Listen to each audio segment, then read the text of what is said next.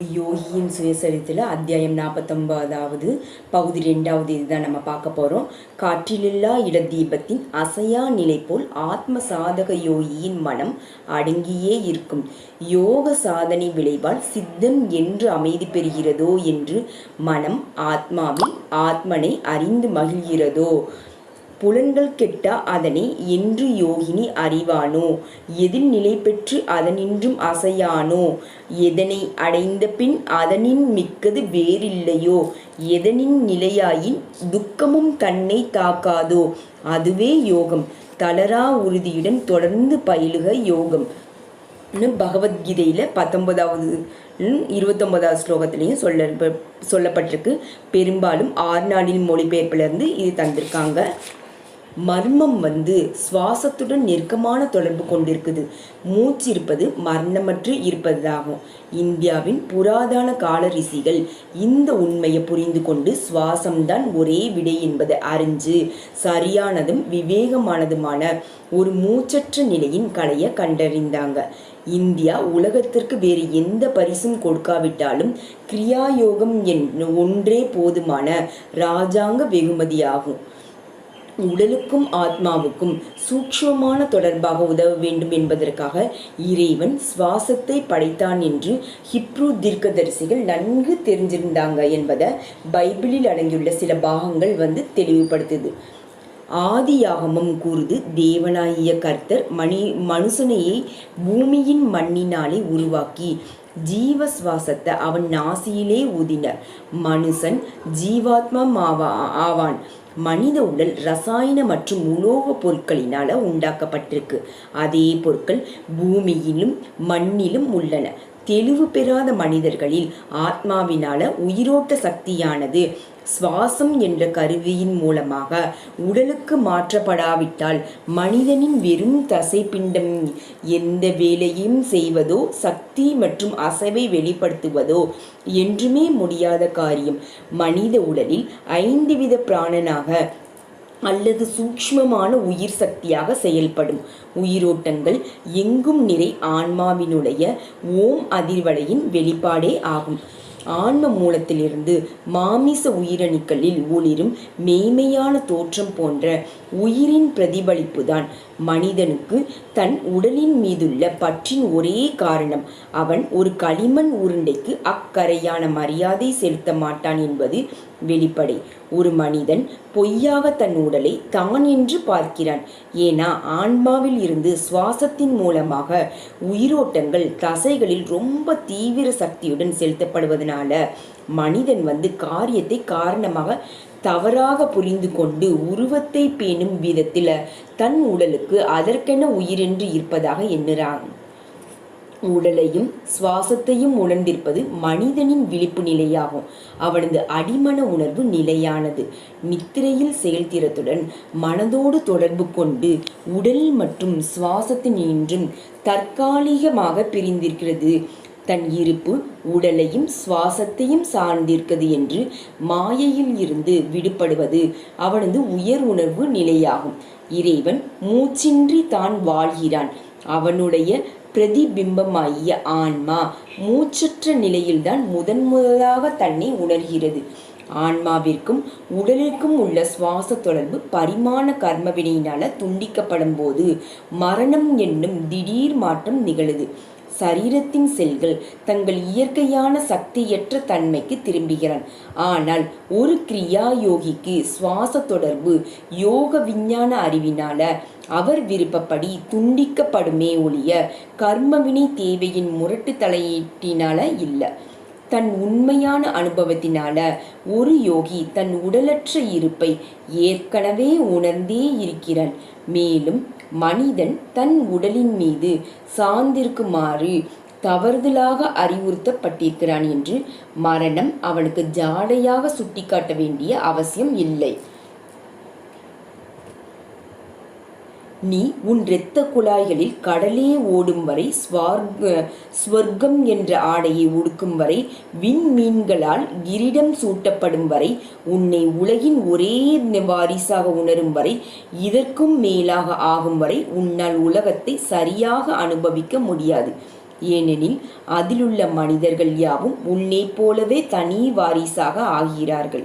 லோபிகள் பொன்னில் எப்படி மகிழ்கிறார்களோ, அரசர்கள் செங்கோல்களில் எப்படி ஆனந்தப்படுகிறார்களோ, அப்படியே நீயும் கடவுளை கண்டு ஆடி பாடி ஆனந்தமடையும் வரை, கடவுளுடன் எல்லா காலங்களிலும் உன் நடை பேச்சு இவைகளைப் போல நன்கு பரிச்சயமாகும் வரை, நிழலார்ந்த சூன்யத்திலிருந்து உலகம் உண்டானதை உள்ளார்ந்து அறியும் வரை நீ உலகத்தை சரியாக அனுபவிக்க முடியாதுன்னு தாமஸ் டிராகன். நூற்றாண்டுகளான தியானங்கள், செஞ்சுரிஸ் ஆஃப் மெடிடேஷன். ஒவ்வொரு மனிதனும் ஒவ்வொரு பிறவியாக, அதாவது அவருடைய இயல்பான வேகத்தில் அது எவ்வளவுதான் ஏறுமாறாக இருந்தாலும் தன்னுடைய இறைத்தன்மையின் இலக்கை நோக்கி முன்னரவே செய்கிறான். மரணமானது இந்த முன்னேற்ற பாதையில ஒரு தடையாக இல்லாம அவனுடைய களங்கங்களை தூய்மைப்படுத்தி கொள்ள சூக்ஷ்ம உலகின் இதமான சூழ்நிலையை தந்து உதவுது. உங்கள் இருதயம் கலங்காதிருப்பதாக என் பிதாவின் வீட்டில் அநேக வாசஸ்தலங்கள் உண்டு. இந்த உலகை நிர்மாணிப்பதில் இறைவன் தனது முழு அறிவு திறனையும் செலவழித்து விட்டான். எனவே மறு உலகத்தில் கவனத்தை ஈர்ப்பதற்கு யாழிசையை தவிர அவனிடம் வேறு ஒன்றுமே இல்லை என்பதன்று. மரணம் என்பது நம் இருப்பை அழிப்பது இல்லை, வாழ்வில் இருந்து இறுதியாக தப்பும் வழியும் இல்லை. மரணம் சிரஞ்சீவி தன்மையை அடியும் வழியும் இல்லை. யார் ஒருவர் இந்த மண்ணுலகத்துல இன்பங்களில் தன் ஆன்மாவை இழந்தானோ அவன் சூக்ஷ்ம உலக நுண்மையான கவர்ச்சிகளுக்கு மத்தியில அது திரும்ப கைப்பற்ற மாட்டான். அவன் அழகானவை மற்றும் நல்லவைகளை, இவை இரண்டுமே ஒன்றுதான்களை நுட்பமாக அறியவும் அவற்றிற்கு தக்க எதிருணர்ச்சிகளை வெளிப்படுத்தவும் தன் சக்தியை பெருக்கிக் கொள்கிறான்.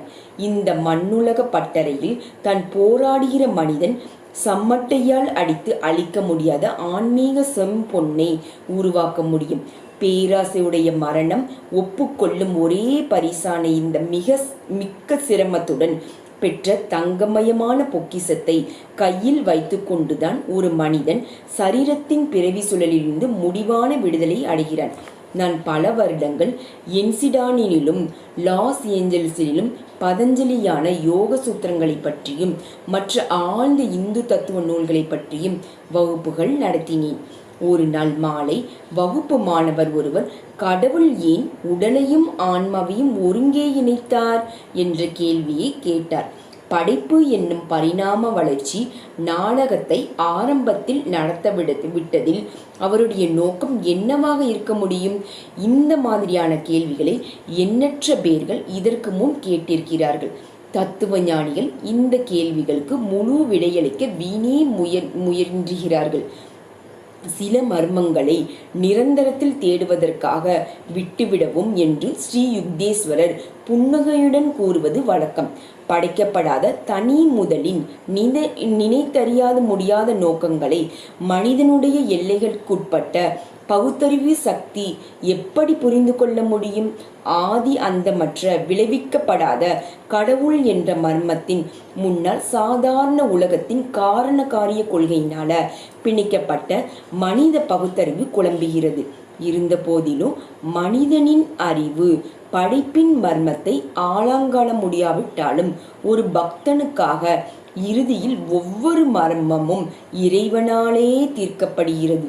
உண்மையான ஞானத்திற்காக இயங்குபவன் அவனுடைய தேடுதலை தெய்வீக திட்டத்தின் சில எளிய ஆவண்ணாவில் பணிவுடன் தேர்ச்சி பெற தொடங்குவதால் திருப்தி அடைகிறான். அவன் பக்குவம் அடைவதற்கு முன்னரே வாழ்க்கை பற்றிய ஜன்ஸ்டைன் சித்தாந்தம் என்ற சரியான கணித வரைபடம் வேண்டுமென கோருவது இல்லை. என் நினைவுகள் உங்கள் நினைவுகள் இல்லை, உங்கள் வழிகள் என் வழிகளும் அல்லவென்று கர்த்தர் சொல்கிறார். பூமியை பார்க்கிலும் வானங்கள் எப்படி உயர்ந்திருக்கிறதோ அப்படியே உங்கள் வழிகளை பார்க்கிலும் என் வழிகளும் உங்கள் நினைவுகளை பார்க்கிலும் என் நினைவுகளும் உயர்ந்திருக்கிறது. ஏசாயில பைபிள்ல சொல்லியிருக்காங்க. அவன் ஒளியில் இருந்து மிக அதிக ஒளி பெற்ற அந்த விண்ணுலகில் நான் இருந்துள்ளேன். நான் கண்டுள்ளவற்றை திரும்பி வந்தவர் எடுத்து கூறும் திறனோ அறிவோ கிடையாது. ஏனெனில் நாம் ஏங்கிய பொருள் நெருங்குகையில் நம் அறிவு அதில் ஆழ்ந்து மூழ்கிட தான் வந்த பாதையை அது திரும்ப தடம் காண முடியாது. ஆயின் அந்த புனித ராஜ்யம் பற்றின எத்தனை எந்த நினைவு பொக்கிசத்தில் உண்டோ அதுவே எந்த பொருளாகும்.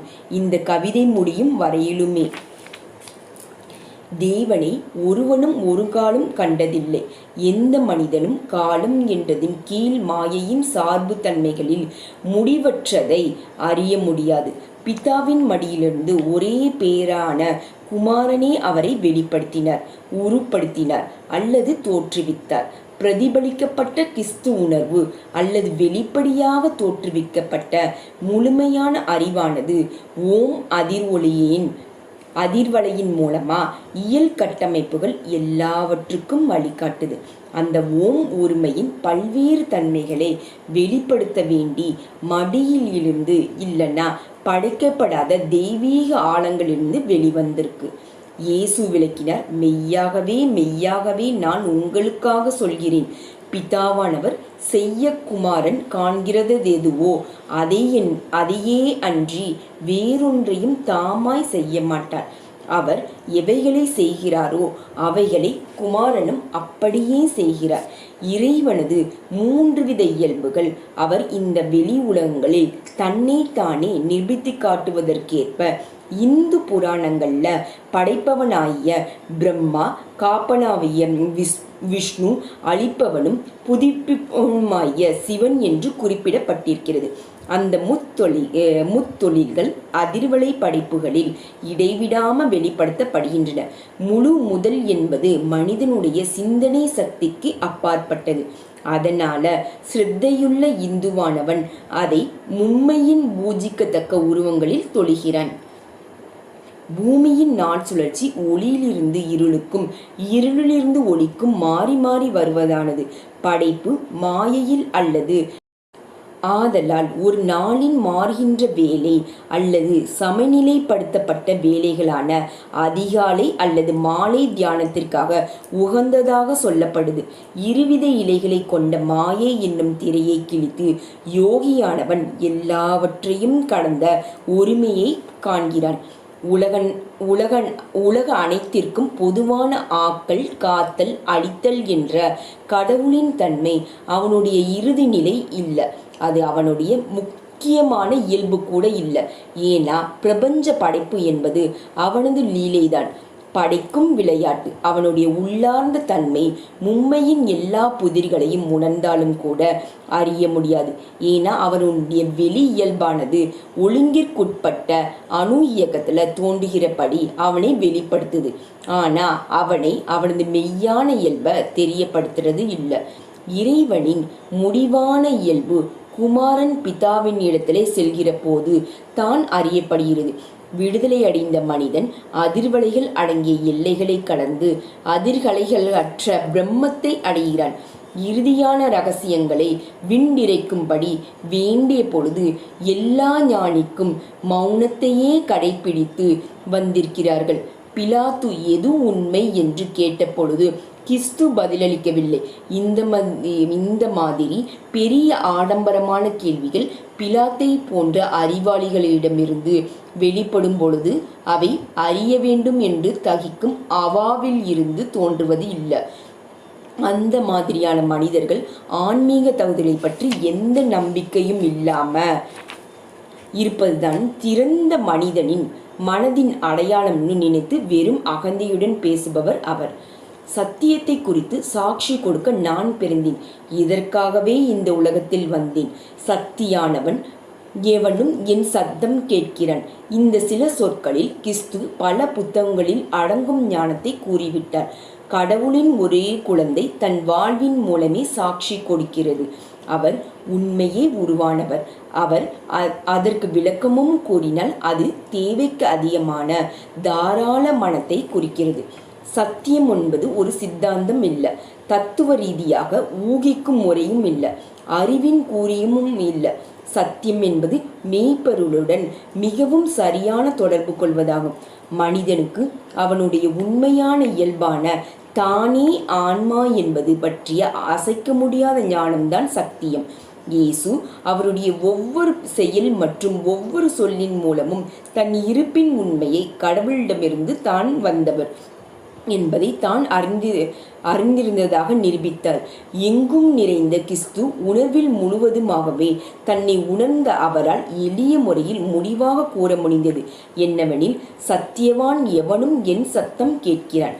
புத்தர் கூட இந்த உலகியலே கடந்த ஆராய்வின் முடிவுகளை பற்றிய விளக்கத்தை கூற மறுத்துவிட்டு, மண்ணுலகில் மனிதனுக்கு கிடைக்கும் சொற்ப காலத்தை நல் ஒழுக்கத்தை பண்படுத்துவதில் நல்ல விதமாக செலவழிக்கலானாம் என வெறுமனே சுட்டி காட்டினார். சீன ஞானி லாவோசு சரியாக போதித்தார். கண்டவர் விண்டதில்லை, விண்டவர் கண்டதில்லை. இறைவனின் இறுதியான புதிர்கள் சர்ச்சைக்குரிய விஷயமும் இல்லை. அவருடைய இரகசிய சங்கீதத்தை விடுவிப்பது ஒரு மனிதன் இன்னொரு மனிதனுக்கு எடுத்துரைக்க முடியாத ஒரு கலை. இங்கு இறைவன் மட்டுமே போதகராவார். சொர்க்கத்தை விடவும் மேலானதை எட்ட அவன் உனக்கு போதிப்பாள்.